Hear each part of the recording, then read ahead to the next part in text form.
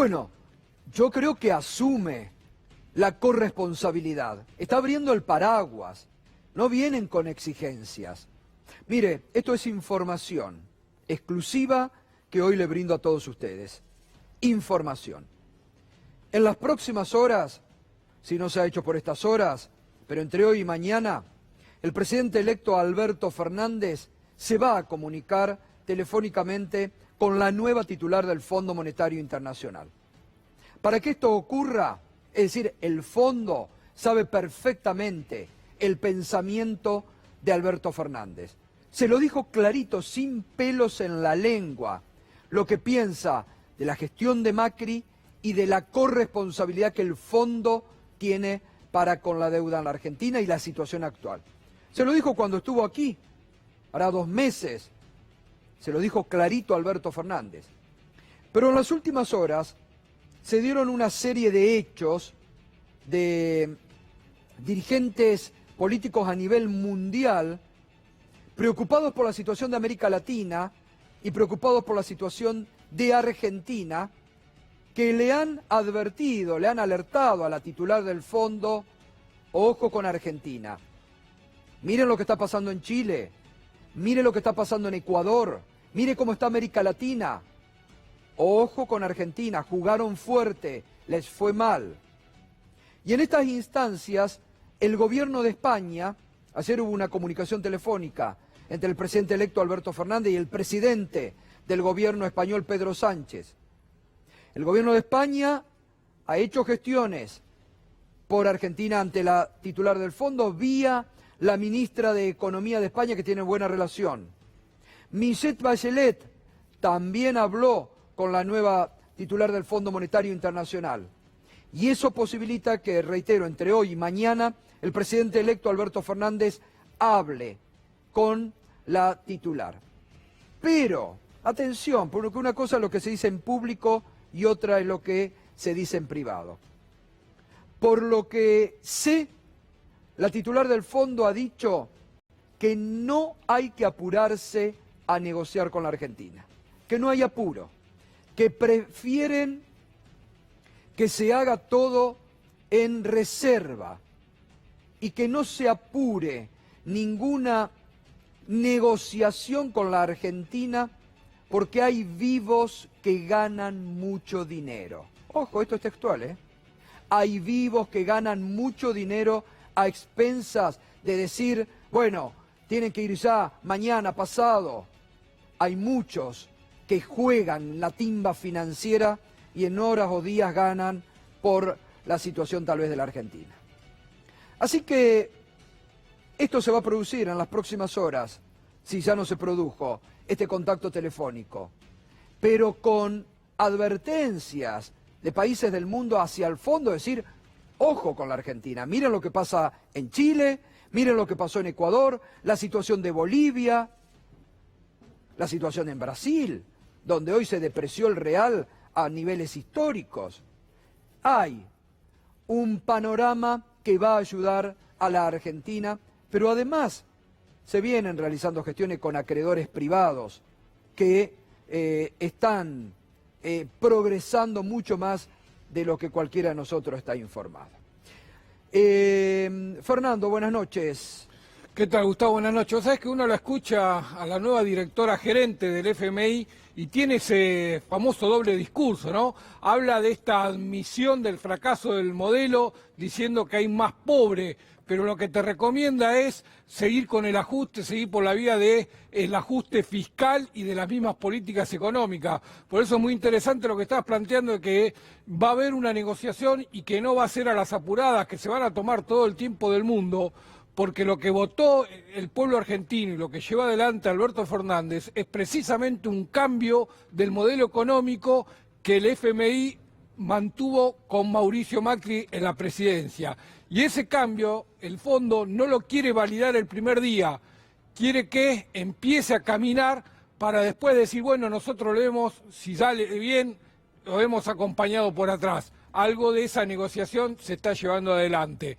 Y mientras, como vos decías, hay muchos que están especulando con los vencimientos de deuda que tiene Argentina en los primeros 5 meses del próximo año, que que son muy fuertes. Tenemos unas placas ahí, Gustavo, mostrando el nivel de deuda que deja calle, así que hay que afrontar en los próximos meses este gobierno y que es muy fuerte. 33.971 millones de dólares vencen entre diciembre y mayo.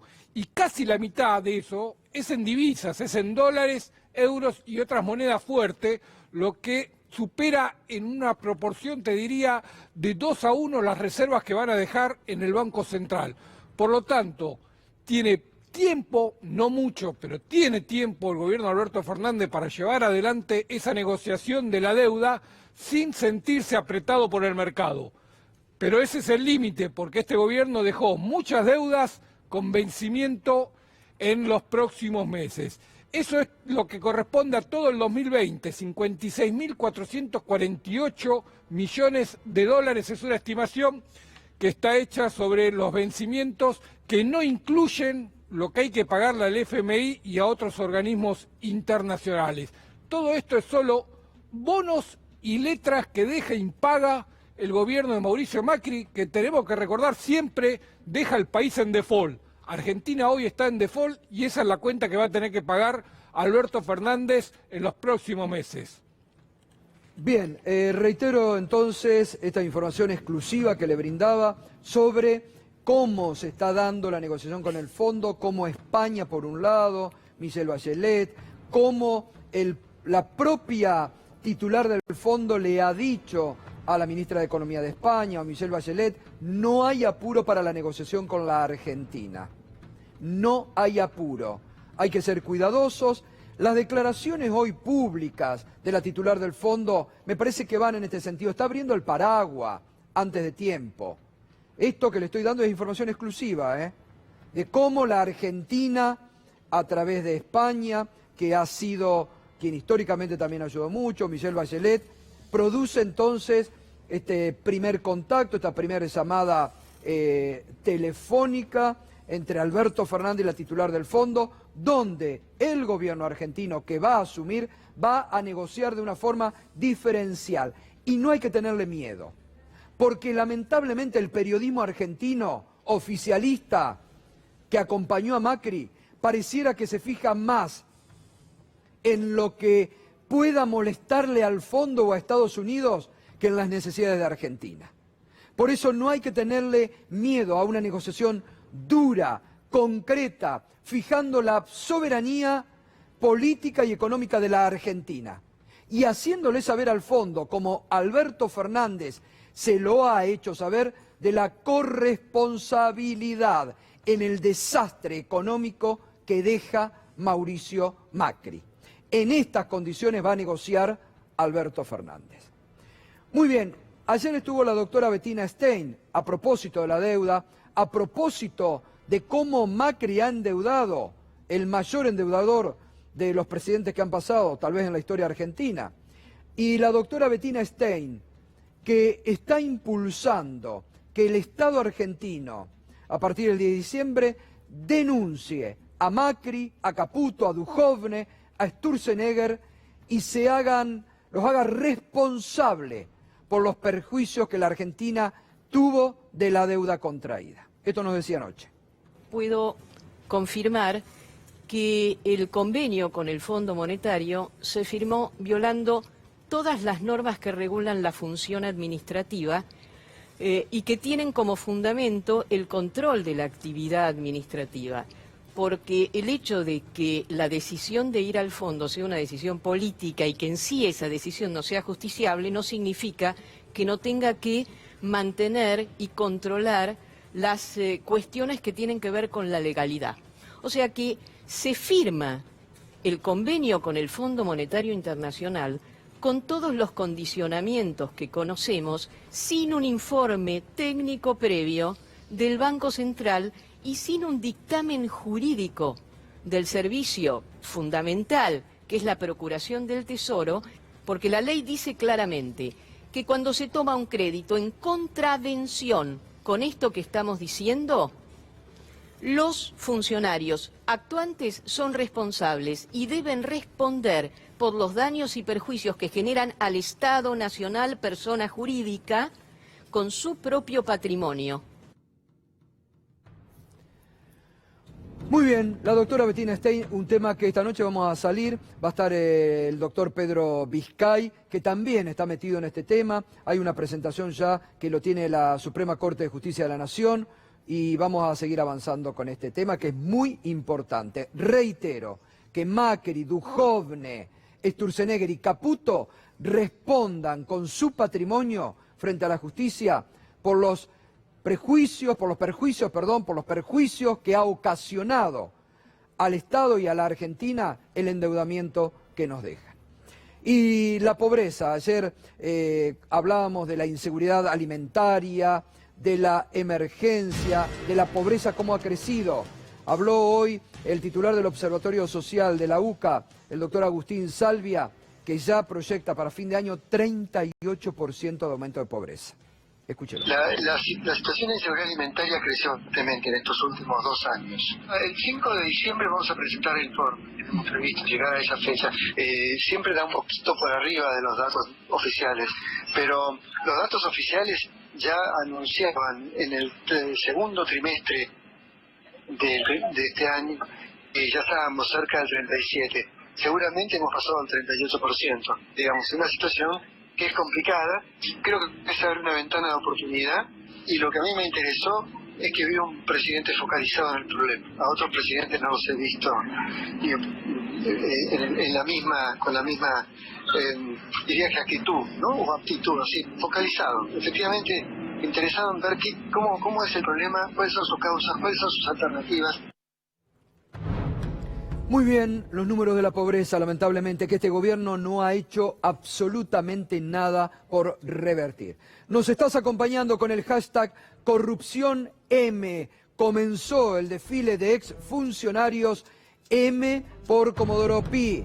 Hoy le tocó el turno al ex ministro de Energía, titular de Shell, el ingeniero Aranguren, que cuando se retiraba de tribunales esto decía sobre su cita ante la justicia. La modificación o el incremento en el precio del gas era algo que podía ser incompatible, usted lo negó. Totalmente, porque quiero aclarar lo siguiente: el incremento en el precio del gas no le llega a las compañías petroleras, porque el precio que reciben las compañías petroleras por el gas durante el periodo que fue el 2016-2017, que es sujeto a la imputación, era el mismo que provenía de un plan gas diseñado por la anterior administración.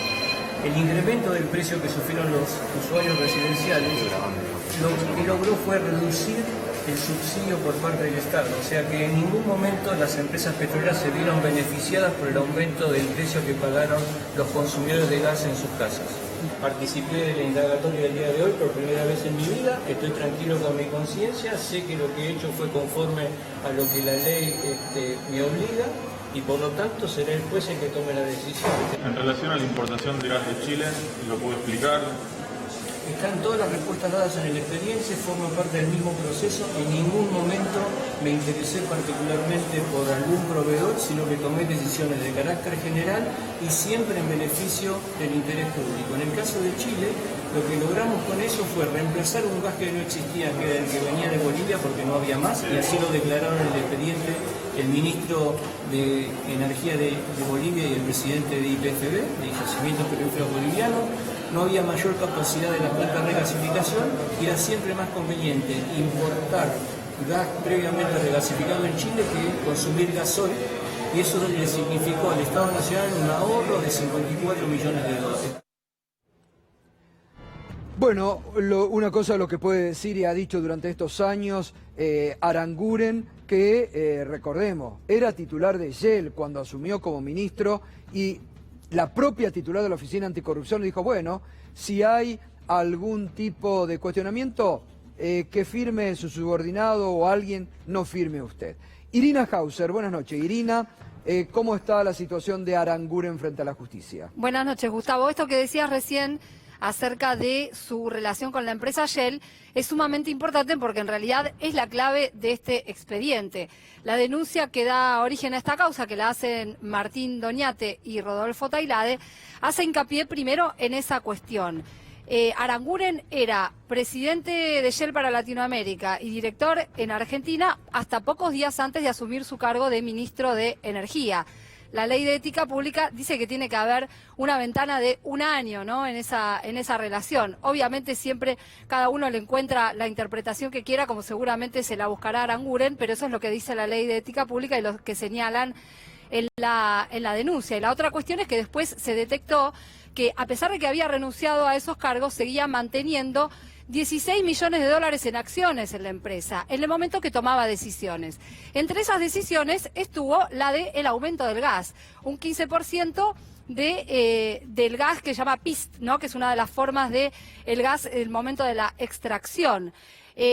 15% de aumento en ese momento, que lo determina a través de una resolución en el año 2016 que firma él seguía teniendo esas acciones. Ese es uno de los puntos claves de esta denuncia, y la otra tiene que ver, como bien decía él cuando lo entrevistaban los colegas ahí en Comodoro Pi, con la cuestión de el negocio de la compra de gas a Chile. Argentina le compraba antes gas a Bolivia, y el argumento fue que Bolivia dejó de venderle gas a la Argentina. ¿Cuál era la cuestión? Bolivia le vendía a $3 el BTU, que es la medida que se utiliza para medir el gas, y la denuncia dice que cuando la compra es con Chile es 128% más cara, ¿no?, con lo cual la pérdida sí era mucho mayor. Después, la cuestión de cómo se traslada esto a las empresas petroleras y a la propia Shell deberá ser algo que se demuestre en el expediente. Pero hay un dato curioso, que es que el año pasado el propio consulado de Bolivia desmentía esta cuestión de que haya sido Bolivia la que cortó, digamos, esa provisión de gas. Si querés, vemos un comunicado que expresamente es del consulado y que dice esto. A ver, ¿lo tenemos ahí?